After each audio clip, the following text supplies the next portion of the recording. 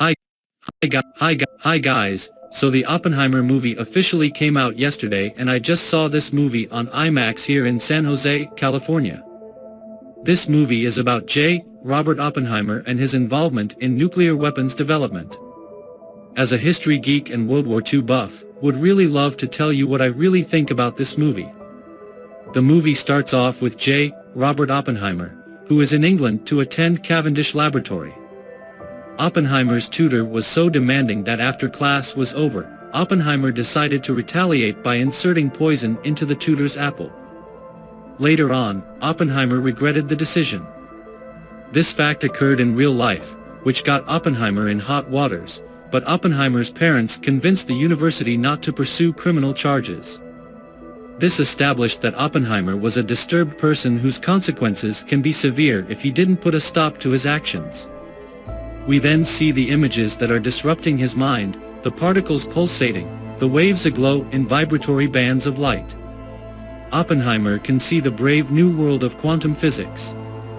We now see that the entire film is told within the context of the 1950s security hearings during the Cold War, when Oppenheimer is questioned for his alleged ties to the Communist Party.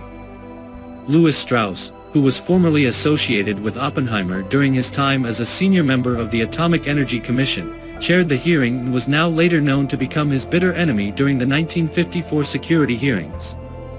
We now know that Strauss holds a grudge against Oppenheimer for seemingly bad-mouthing him to Einstein in a conversation he views from afar, and publicly dismissing his concerns regarding the export of isotopes to Norway. The black/white section is Strauss' POV, whereas the colored one is from Oppenheimer's POV. Now back to his young youth. During his time in Germany in the late 1920s, he studied with a number of prominent physicists, including Max Born and Niels Bohr. In the 1930s, Oppenheimer was already a renewed physicist teacher at the University of Berkeley in California. There, he met Ernest Lawrence, and while the two later became friends, they clashed over Oppenheimer's relationship with students with leftist or alleged communist ties, especially during the Spanish Civil War. Lawrence disapproved of Oppenheimer's effort to unionize radiation laboratory workers, during which he was under surveillance by the FBI under J. Edgar Hoover. We now see Oppenheimer went to attend with his brother a party in 1936, where he met Jean Tatlock, a 22-year-old college student and member of the Communist Party. From there on, the couple started dating and had a passionate relationship, even though we see later that Oppenheimer also married Catherine Koenig, who also used to be a member of the Communist Party, and had 2 kids with her. Somewhat later, in 1938, 2 German scientists were discovered in the newspaper of having split the atom, and in 1939, we see a newspaper showing that Hitler had invaded Poland, starting the Second World War. Oppenheimer also noticed Einstein sending a letter to President FDR urging him to create a nuclear weapon in an effort to beat the Nazis.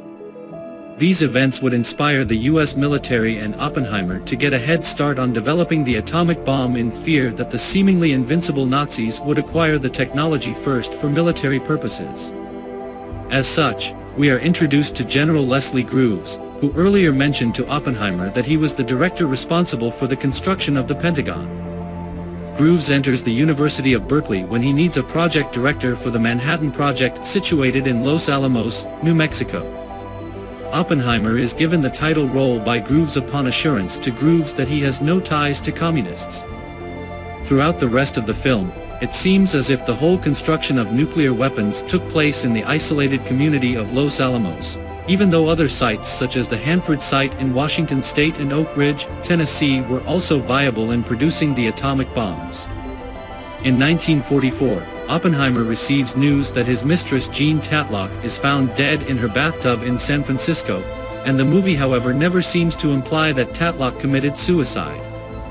This refers to the fact that some people, including Tatlock's brother Hugh, that her death wasn't suicide, but rather assassinated by agents working on the Manhattan Project. When Germany surrendered in May 1945, some of the scientists involved in the project began to question the continued existence of the project. However, Oppenheimer informed them that Japan was still fighting and thereby the development of nuclear weapons continued. And now we have come to all we're seeing for, the Trinity test on July 16, 1945. Unfortunately, despite how much hype was being built up surrounding the nuclear explosion, it turns out to be disappointing. Now, I don't care about the physics surrounding it or whatnot, but most of us, especially me when I paid into IMAX, expected the nuclear explosion to simply blow us away, only that it does not. So thanks for making me wait 7 months just for this letdown to be clearly displayed on screen. President Truman is informed of the success of the Trinity test at the Potsdam Conference. With Japan clearly refusing to surrender, Truman authorizes the dropping of the atomic bombs on Japan. Later on August 6, 1945, many Los Alamos workers are informed via radio that Hiroshima was bombed by an atomic weapon, and cheers that the airdropped nuclear weapon also works, that the war would be over soon, and American troops won't have to die and suffer in the beaches and streets of Japan. As Oppenheimer finally addresses the cheering crowd at his Los Alamos gym facility, we can see Oppenheimer's mind slowly descend from cheering into agony and sadness. As Oppenheimer walks past through the crowd, his vision turns into disturbing images, including a woman's flesh being peeled off and some people crying instead of cheering, thus showing the horrors of nuclear warfare that Japan experienced without having to actually show it.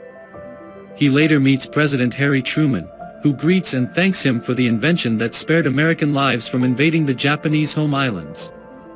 The meeting somewhat took an unusual turn when Oppenheimer tells Truman that he has blood on his hands.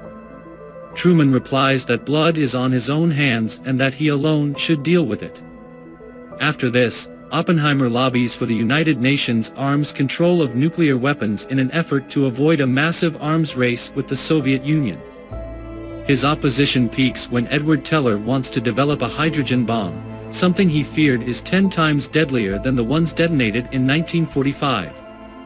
His positions on issues related to nuclear weapons put him at odds with certain U.S. government and military factions, which contributed to the security hearings in 1954, months after the Korean War ended in a ceasefire.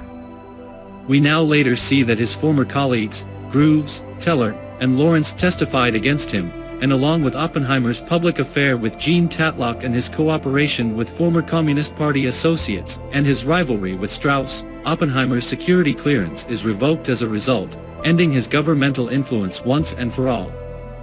Of course, Strauss himself receives the end of his tale. At Strauss's own Senate confirmation hearing to become Secretary of Commerce, former metallurgical laboratory technician David Hill testifies against Strauss. Hall exposes Strauss's personal grievances against Oppenheimer and his role in engineering Oppenheimer's downfall, leading the Senate to vote against confirmation. In later years, Oppenheimer receives the Enrico Fermi Award from President Lyndon B. Johnson as a gesture of political rehabilitation. Oppenheimer's conversation with Albert Einstein in the early 1950s and his last comment clearly demonstrate the far-reaching implications of nuclear weapons and the heavy burden of knowledge that they bear. Despite the success of the Trinity test, Oppenheimer wonders if they had, in a sense, started a chain reaction of events that might end the world. He envisions a world destroyed by his own creations. We see nuclear ballistic missiles, for instance, and much of the world being engulfed by nuclear warfare. And that's the end of that. The thing that stands out to me the most is how well the film portrays Oppenheimer as a truly complex character that remains sympathetic throughout, grappling with his decisions, but at the same time no problem doing so if it is meant for the greater good. A really great performance from Cillian Murphy and an excellent narrative. I also loved the string theory visuals. They felt very real in a way that's hard to describe, even though it's probably not scientifically accurate/known. In a way, the movie isn't about the atomic bomb or World War II, but about the man himself, who grapples with the forces against him in the context of the McCarthyism-era Cold War about his past life.